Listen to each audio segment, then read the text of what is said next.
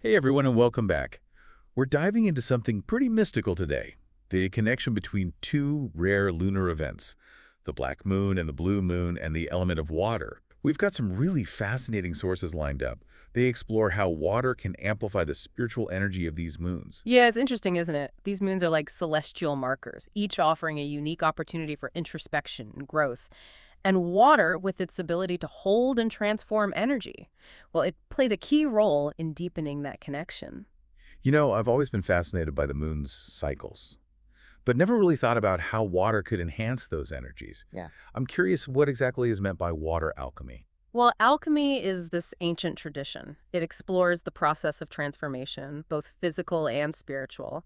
And water has always been a central element in alchemy, often seen as a symbol of purity, potential, and the ability to dissolve and reshape. It's like a universal solvent, capable of cleansing, renewing, and giving life. That makes sense. So in this context, water alchemy is about using water to tap into the spiritual energy of these moons and facilitate our own transformation. Exactly. And when you consider the black moon specifically, that rare occurrence of a second new moon in a single month, it's like a cosmic reset button. A reset button. I like that analogy. So it's not just about new beginnings, Mm. but also about clearing out the old to make space for the new, right? Precisely. You see, the new moon is often associated with new beginnings, planting seeds of intention. But the black moon takes it a step further. It's a time of deep introspection, of connecting with our subconscious, those hidden desires and fears that we often keep submerged. Think of it as a cosmic womb, a place of gestation where we can tap into our deepest potential. Wow, a cosmic womb. That's such a powerful image. It's like diving into the deepest part of the ocean, that quiet stillness where creation begins. And it sounds like water plays a key role in helping us access that depth. Absolutely. Water, especially in its still form, reflects this quality of the black moon. Think about a calm lake. It has this incredible ability to reflect the sky, the trees, everything around it. And in a similar way, still water can act as a mirror for our own inner landscape, helping us to see ourselves more clearly. So it's like the black moon gives us access to our subconscious, and water provides the mirror to see what's there. That's amazing. And our sources mention some specific water alchemy practices for the black moon. Can we dive into those? Absolutely. One practice that comes to mind is the cleansing ritual. It's beautifully simple, yet incredibly powerful. Okay, I'm intrigued. What does it involve? Well, you start by finding a still body of water. It could be a natural lake, a quiet pond, or even just a bowl filled with purified water. The key is that the water is calm and reflective.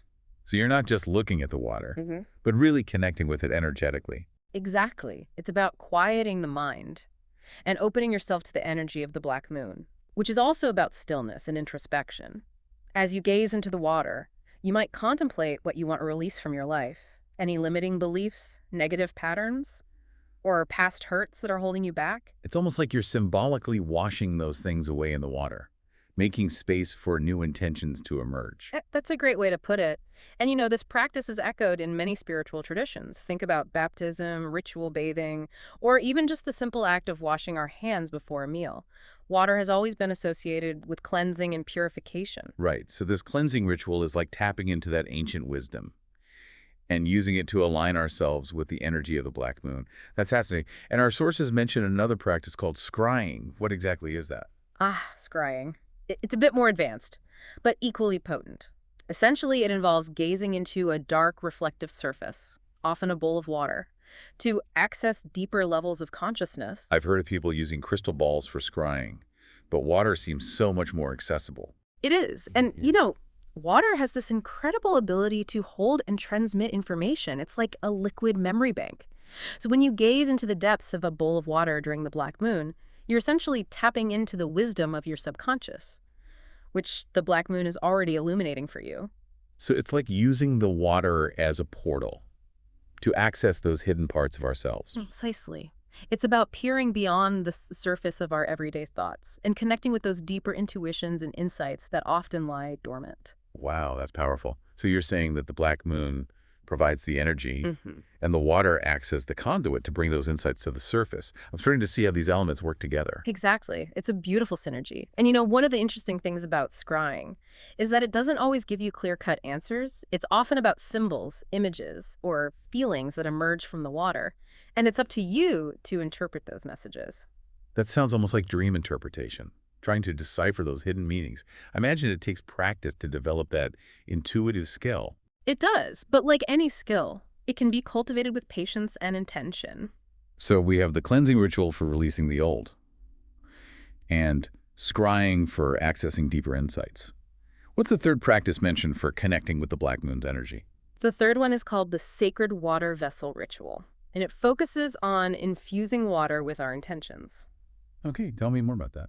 It's a beautiful practice that involves filling a special container with water, preferably purified water. You then hold this vessel in your hands and imbue it with your hopes, your dreams, your aspirations for the future. Think of it as charging the water with your heartfelt desires. So you're not just thinking about your intentions, Yeah. but actually pouring that energy into the water. That's really interesting. What kind of container should you use? Does it have to be something specific? Ideally, it's a vessel that you dedicate solely to this practice. It could be a beautiful bowl, a glass jar, or even a simple bottle. The most important thing is that it feels special to you and that you treat it with reverence. Okay, I can see how that would make the ritual feel more sacred and intentional. So you charge the water with your intentions. Then what? Do you drink it? You absolutely can drink it. In fact, that's one of the most powerful ways to embody those intentions. You're literally taking them into your physical being. That's so cool. It's like a physical manifestation of your desires. Yeah, exactly.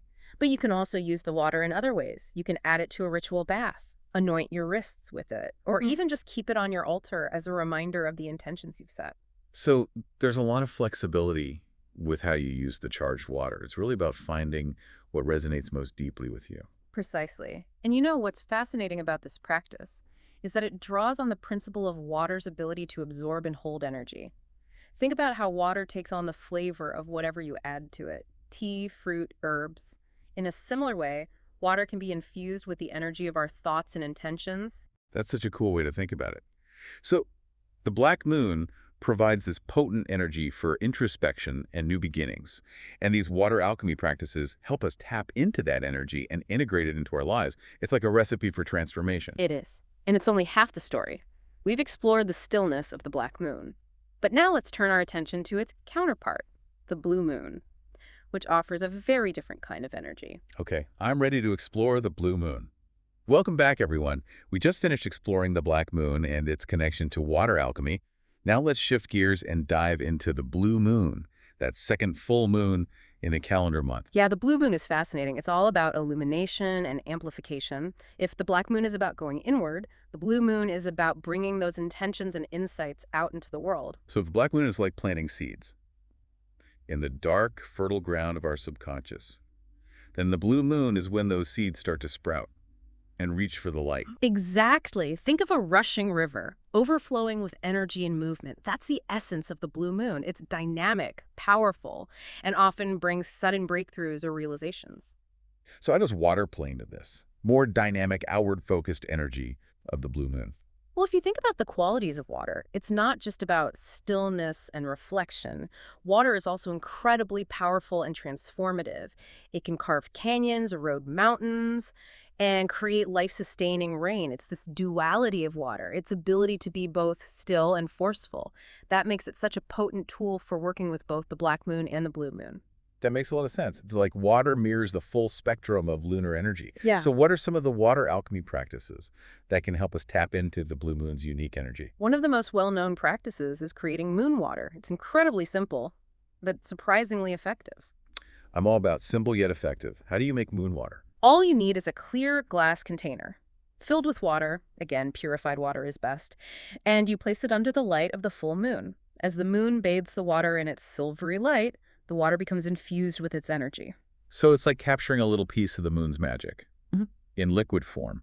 What do you do to the moon water once it's charged? Oh, you can use it in so many ways. You can drink it to connect with the moon's energy, use it in ritual baths for cleansing and renewal, or even add it to your plants to promote growth and vitality. Some people even use it in their art or creative projects to enhance inspiration. It sounds incredibly versatile.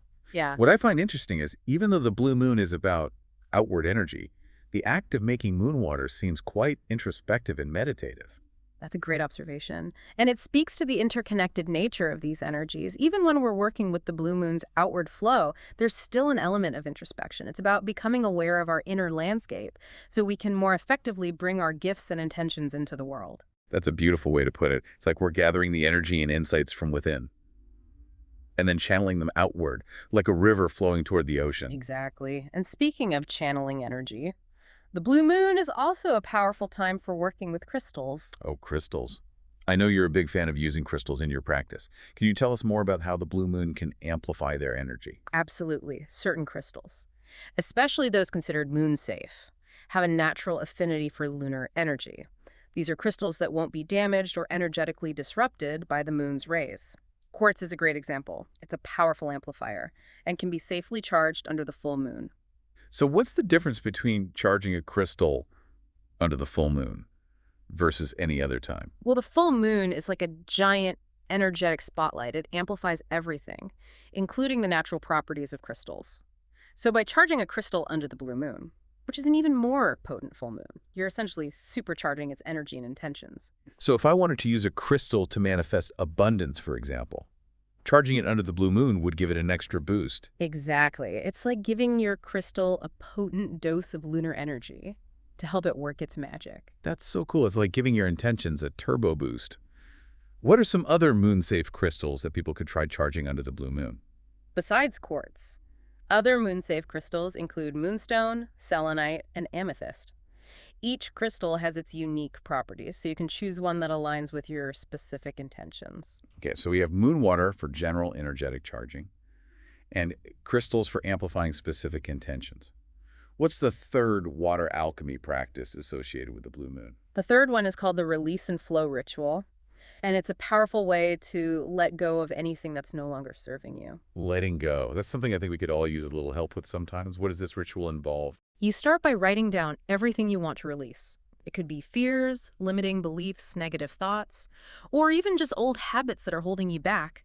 Then you find a body of flowing water, a river, a stream, even just your bathtub faucet will do, and you immerse the paper in the water, visualizing those burdens being carried away by the current. It's like symbolically surrendering those things to the flow of life, trusting that they'll be washed away and transformed. Precisely. And it's not just a symbolic act. There's a real energetic shift that happens when we perform this ritual. Water has this incredible ability to cleanse and purify, not just physically, but also emotionally and energetically. I can imagine that being incredibly cathartic, Yeah. especially if you've been holding on to something for a long time. It's like a physical and emotional release all at once. Exactly. And the blue moon's energy amplifies that release, helping us to let go more easily and embrace the flow of change. So we've explored the stillness of the black moon and the dynamic energy of the blue moon, each with its unique set of water alchemy practices. It's amazing how water can be such a versatile tool for connecting with these lunar energies. It really is. And you know what's fascinating is that these two seemingly opposite lunar energies are actually complementary. Oh, I see where you're going with this. It's like the yin and yang, the balance of light and dark, the ebb and flow of the tides. Exactly. The black moon draws us inward to plant those seeds of intention, while the blue moon encourages us to shine our light outward, to express our authentic selves and share our gifts with the world. And water, in its infinite wisdom, supports both phases of this journey. It's like a beautiful cosmic dance. The black moon provides the fertile ground for creation, and the blue moon provides the energy for manifestation and growth. Precisely. And by understanding this interplay of energies, we can learn to work with them more consciously and effectively in our own lives. This has been such an insightful exploration of the black moon and blue moon, and I'm already feeling inspired to start incorporating some of these water alchemy practices into my own life. It's amazing how these lunar energies, though distinct, are so beautifully interconnected, isn't it? It really is. We've talked about the black moon as a time for setting intentions, and the blue moon as a time for manifestation and release. But I'm curious about how we can practically weave these energies together. Our sources mention some specific rituals that combine the power of both moons. Can we explore those? Absolutely. One ritual that stands out is the Black Moon Dream Infusion. It's a beautiful way to tap into the intuitive wisdom of the Black Moon, while also setting intentions for the lunar cycle ahead. Okay, I'm intrigued by anything that involves dreams. What's the process for this ritual? It's surprisingly simple. On the night of the Black Moon, you fill a bowl with purified water and add a few drops of essential oils, or herbs known for their dream-enhancing properties. Lavender, mugwort, and chamomile are all excellent choices. So it's like creating a potion for potent dreams. What do you do with the infused water? You place the bowl on your bedside table, and allow it to sit overnight, absorbing the energy of the black moon. As you drift off to sleep, set the intention to receive guidance and insights through your dreams. So the water is acting as a conduit, helping us connect with the black moon's energy and access those deeper levels of consciousness where dreams reside. Exactly.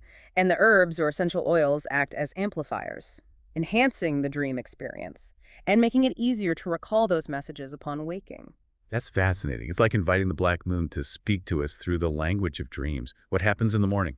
When you wake up, take a few moments to reflect on your dreams. Write down any symbols, images, or feelings that stand out to you.